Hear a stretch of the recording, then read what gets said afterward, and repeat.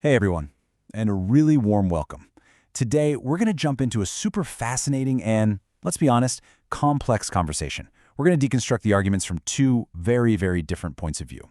So, this breakdown is actually a re-edit of a much deeper dive from the amazing Sip&Talk show. And a big thanks to Mickey for making this happen so we can all get right to the heart of the matter. All right, let's get into it.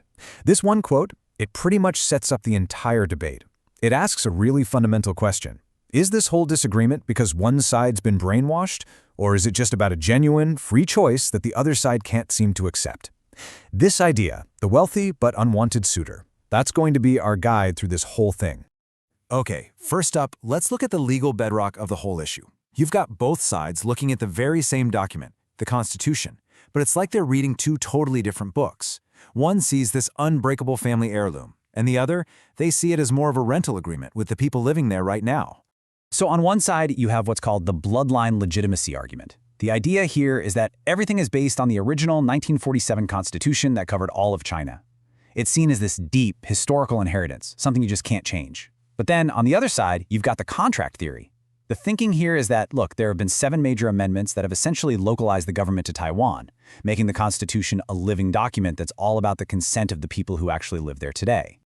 And this is where it gets even more complicated. You bring in international law. After World War II, the San Francisco Peace Treaty had Japan give up its claim to Taiwan. But, and this is a huge but, it never actually said who it was giving it to. Then there was the Treaty of Taipei, which Japan later just annulled in 1972. So it's in this legal gray area, right? That these two very different arguments really take root. And this analogy from the discussion just perfectly captures that contract theory point of view. It's really simple. The folks who are actually living in the house, paying the mortgage, fixing the roof, they're the ones who get to make the rules. Just because someone's grandpa left some dishes there a long time ago doesn't mean his family owns the place forever. Okay, so from that legal foundation, let's move on to the next big sticking point, the proposed solution of one country, two systems. Is it this amazing path to paradise, or is it something else entirely? So the argument for it is usually a really practical one.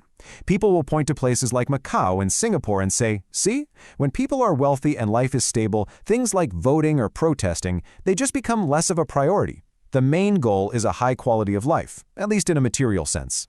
But then you get this counter-analogy, and it's a powerful one. It basically says that even if you're in a gilded cage with great food and AC, you're still in a cage. The real fear isn't about today, it's about tomorrow.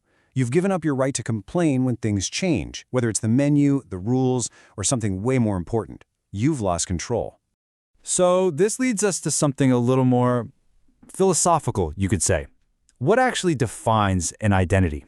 Is it the incredible art a place holds from centuries ago? Or is it about the values and the lifestyle people choose to live right here, right now? A really central argument for a shared political destiny is all about shared culture. The logic goes something like this. Taipei's National Palace Museum has one of the greatest collections of Chinese art on the planet. Therefore, that's undeniable proof that Taiwan is culturally, and so politically, a part of China.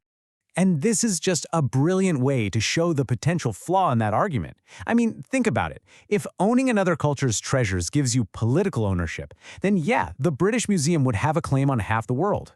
It's a funny way of showing that you can love and preserve a culture without being politically tied to where it came from. Okay, so let's move away from theory for a second and look at a real-world number. Over 350,000. What is that? Well, that's roughly how many spouses from mainland China have made a huge, life-changing choice. They've chosen to build their lives in Taiwan. There's a term for this, voting with your feet. It's this idea that where people choose to live and raise their families is maybe a more honest and powerful statement about what they truly value than any political speech ever could be. And all these different arguments about law, about lifestyle, about identity, they all come down to one single thing, one foundation that everything else rests on. And that's trust, which brings us to our final and maybe the most important part of this whole discussion. Credibility. I mean, it's everything, right? It's the foundation of any real agreement, whether it's between two people or two governments. Without it, promises are just words floating in the air. And when promises have been broken in the past, it creates this massive, massive trust problem. And for many people, the go-to example of this breakdown in trust is Hong Kong. Back in 1984, there was this major international treaty that guaranteed its autonomy for 50 years.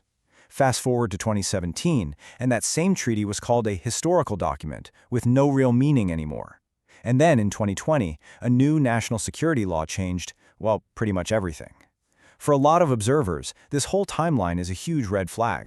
And wow, this last analogy really brings it all home, doesn't it? It basically compares dismissing an international treaty to the worst breakup line ever. And it asks a really simple, powerful question. Why would you ever sign a new contract with someone who's shown that they don't feel like they have to honor their old ones? So let's just pull all these threads together for a second.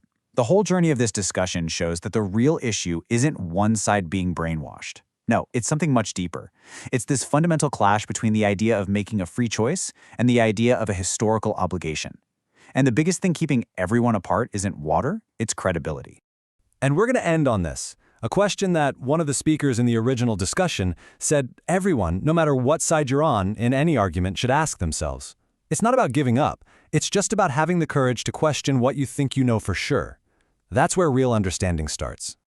Now, this was just a highlight reel of a really rich and nuanced conversation.